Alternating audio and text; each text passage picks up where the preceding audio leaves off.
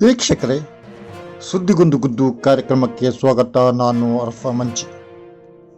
ಪ್ರಧಾನಿ ಮೋದಿಯವರಿಗೆ ಏನಾಗಿದೆ? 400 ಸೀಟುಗಳನ್ನು ಗೆಲ್ಲಬೇಕೆಂಬ ಆವೇಶದಲ್ಲಿ ಏನೇನೋ ಮಾತಾಡುತ್ತಾ ಜನರನ್ನು ಭ್ರಮೆಗೀಡು ಮಾಡುವ ಈ ಪ್ರಯತ್ನಕ್ಕೆ ಕೊನೆ ಆಗಬೇಕಾಗಿದೆ. ಕಾಂಗ್ರೆಸ್ ಮೇಲೆ ಗೂಬೆ ಕೂರಿಸಲು ಮುಸ್ಲಿಮರ ವಿರುದ್ಧ ನೇರ ಅಪಪ್ರಚಾರಕ್ಕೆ ಪ್ರಧಾನಿ ಮೋದಿಯವರು ಇಳಿದಿದ್ದಾರೆ. ಇತಿಹಾಸದಲ್ಲಿ ಇಂಥದ್ದೊಬ್ಬ ಪ್ರಧಾನಿ ಈ ಹಿಂದೆ ಆಗಿಲ್ಲ ಎನ್ನುವುದನ್ನು ನಾವು ಹೇಳಬಹುದು. UPA ಸರ್ಕಾರದ ಪ್ರಧಾನಿಯಾಗಿದ್ದ ಡಾಕ್ಟರ್ ಮನಮೋಹನ್ ಸಿಂಗ್ ಅವರು ದೇಶದ ಸಂಪತ್ತಿನಲ್ಲಿ ಮೊದಲ ಹಕ್ಕು ಅಧಿಕಾರ ಮುಸ್ಲಿಮರದ್ದು ಎಂದು ಹೇಳಿದ್ದಾರೆ ಎಂಬುದನ್ನು ರಾಜಸ್ಥಾನದ ಚುನಾವಣಾ ಪ್ರಚಾರ ಸಭೆಯಲ್ಲಿ ಪ್ರಧಾನಿ ನರೇಂದ್ರ ಮೋದಿ ಹೇಳಿದ್ದಾರೆ. ಅಪ್ಪಟ ಸುಳ್ಳು ಇದು. ಕಾಂಗ್ರೆಸ್ ಇದರ ಫ್ಯಾಕ್ಟ್ ಚೆಕ್ ಮಾಡಿ ಇದು ಸುಳ್ಳು ಎಂಬುದನ್ನು ಬಹಿರಂಗಪಡಿಸಿದೆ. ಇದರ ವಿವರ ಲಲನ್ ಟಾಪ್ ಈಗಾಗಲೇ ಹೊರತಂದಿದೆ.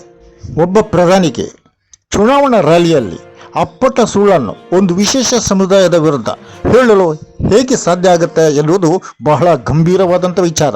ಚುನಾವಣಾ ಆಯೋಗ ಕೂಡಲೇ ಇದರ ಬಗ್ಗೆ ಕ್ರಮ ಜರುಗಿಸಬೇಕು ಎನ್ನುವುದು ಈ ದೇಶದ ಪ್ರಜ್ಞಾವಂತರ ಒಕ್ಕರಳ ಬೇಡಿಕೆಯಾಗಬೇಕು.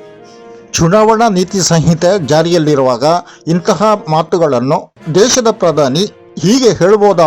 ಮತ್ತು ಈ ಚುನಾವಣಾ ಆಯೋಗ ಎಲ್ಲಿ ಹೋಗಿ ಮಲಗಿದೆ ಎಂದು ಇವತ್ತು ಜನಸಾಮಾನ್ಯರು ಪ್ರಶ್ನಿಸ್ತಾ ಇದ್ದಾರೆ. ಮುಸ್ಲಿಮರನ್ನು ಅಪಮಾನಿಸಿ ಈ ಸಲ ಇವರು ಎಷ್ಟು ಸೀಟುಗಳನ್ನು ಗೆಲ್ಲುತ್ತಾರೆ ನೋಡೋಣ ಎಂದು ಜನರು ಹೇಳ್ತಾ ಇದ್ದಾರೆ. ಯಾಕೆಂದರೆ ನಿರುದ್ಯೋಗ ಬೆಲೆ ಏರಿಕೆ ಕೊಡುಗೆ ನೀಡಿದ್ದು ಈ ಮೋದಿ, ಆದರೆ ಇವರಲ್ಲಿ ಹೇಳಿಕೊಳ್ಳುವಂತಹ ಸಾಧನೆ ಇಲ್ಲ. ಹಾಗಾಗಿ 400 ಸೀಟು ಗೆಲ್ಲಬೇಕು, ಮತ್ತೊಮ್ಮೆ ಅಧಿಕಾರಕ್ಕೆ ಬರಬೇಕು ಎನ್ನುವಂತಹ ಹಾತೊರೆಯುವಿಕೆಯಲ್ಲಿ, ಹತಾಶೆಯಲ್ಲಿ ಇಂತಹ ಮಾತುಗಳನ್ನು ಒಂದು ವಿಶೇಷ ಸಮುದಾಯದ ವಿರುದ್ಧ ಇವರು ಹೇಳ್ತಾ ಹೋಗ್ತಾ ಇದ್ದಾರೆ ಎಂದಾದರೆ ಇದು ಖಂಡಿತವಾಗಿಯೂ ನಮ್ಮ ದೇಶದ ರಾಜಕೀಯ ಎಷ್ಟು ಕೆಳಮಟ್ಟಕ್ಕೆ ಇಳಿದಿದೆ ಅನ್ನೋದು ತೋರಿಸಿಕೊಡುತ್ತದೆ.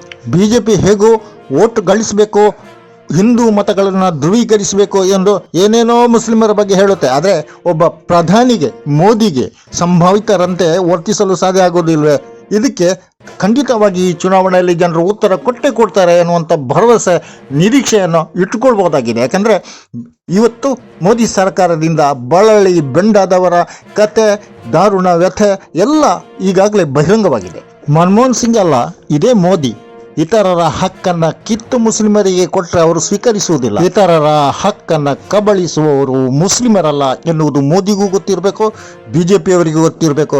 ಕಬಳಿಸುವುದಾದರೆ ಅದು ಮುಸ್ಲಿಮರ ಹಕ್ಕನ್ನು BJP ಎಂದು ಧೈರ್ಯದಿಂದ ಹೇಳ್ಬೋದು. ಯಾಕೆಂದರೆ ಇತರರ ಹಕ್ಕನ್ನು ಮುಟ್ಟುವುದಕ್ಕೂ ಇಸ್ಲಾಂ ಧರ್ಮ ಅನುಮತಿಸುವುದಿಲ್ಲ ಎನ್ನುವುದು BJPಯವರು ಅರ್ಥ ಮಾಡಿಕೊಳ್ಬೇಕು. ಮೋದಿಯವರಿಗೂ ಗೊತ್ತಿರಬೇಕು ಇದು. ಈ ಕಾಲದಲ್ಲಿ ಮೋದಿ ಪ್ರಧಾನಿಯಾಗಿದ್ದಾರೆ, ಮುಂದೆ ಇನ್ನೊಬ್ಬರು ಬರುತ್ತಾರೆ. ಮುಸ್ಲಿಮರು ಮಾತ್ರ ಯಾವ ಪ್ರಧಾನಿ ಬಂದರೂ ಇತರರ ಕಬಳಿಸಿದ ಹಣವೋ, ಆಸ್ತಿಯೋ, ಒಡವೆಯೋ, ಸಂಪತ್ತೋ ಯಾವುದನ್ನು ಮುಟ್ಟುವುದಿಲ್ಲ. ಇದು ಎಲ್ಲರಿಗೂ ಗೊತ್ತಿರಲಿ. ಮಿಸ್ಟರ್ ಮೋದಿ, ನೀವೊಬ್ಬರು ಪ್ರೈಮ್ ಮಿನಿಸ್ಟರ್, ನೀವು ಸತ್ಯ ಹೇಳುವುದು ಯಾವಾಗ ಎಂದು ಇವತ್ತು ಜನರು ಯೋಚಿಸ್ತಾ ಇದ್ದಾರೆ. 400 ಸೀಟು ಗೆಲ್ಲಬೇಕೆನ್ನುವ ಹತಾಶೆಯಿಂದ ಒಂದು ಸಮುದಾಯವನ್ನು ಈ ರೀತಿ ಅಪಮಾನಿಸುತ್ತಿದ್ದೀರಲ್ಲ, ನಿಮಗೆ ನಾಚಿಕೆ ಆಗಬೇಕು. ನೀವು ಯಾವತ್ತಾದರೂ ಸತ್ಯ ಹೇಳಿದ್ದೀರಾ?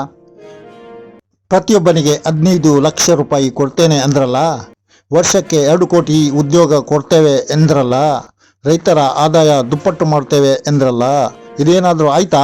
ಎಲ್ಲ ಹೇಳಿದ್ದು ಸುಳ್ಳಲ್ವಾ? ದೇಶಕ್ಕೂ ಗೊತ್ತಿದೆ.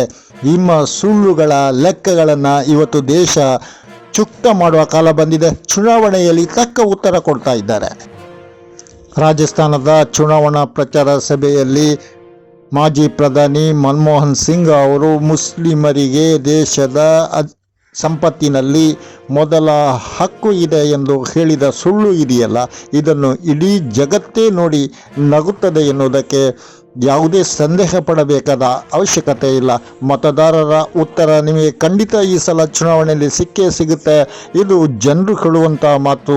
ಸುಳ್ಳುಗಳಿಂದ ನೀವು ಸೌಧವನ್ನು ಕಟ್ಟಿದರೆ ಅದು ಕುಸಿದು ಬೀಳದಿರಲು ಹೇಗೆ ಸಾಧ್ಯ ಎಂದು ಅವರು ಪ್ರಶ್ನಿಸ್ತಾ ಇದ್ದಾರೆ. 18 ವರ್ಷದ ಹಿಂದೆ ಅಂದಿನ ಪ್ರಧಾನಿ ಮನಮೋಹನ್ ಸಿಂಗ್ ಅವರು ಹೇಳಿದೇನೋ, SC, ST, OBC, ದಲಿತರು, ಮಹಿಳೆಯರು, ಮುಸ್ಲಿಮರಿಗೆ ಈ ದೇಶದ ಸಂಪತ್ತಿನಲ್ಲಿ ಮೊದಲ ಅಧಿಕಾರ ಇದೆ ಎಂದು ಹೇಳಿದರು. ಆದರೆ ನೀವು ಅದನ್ನು ತಿರುಚಿ ನಿಮ್ಮ IT ಸೆಲ್ ತಿರುಚಿ ಇವತ್ತು ಪ್ರಚಾರ ಮಾಡ್ತಾ ಇದೆ.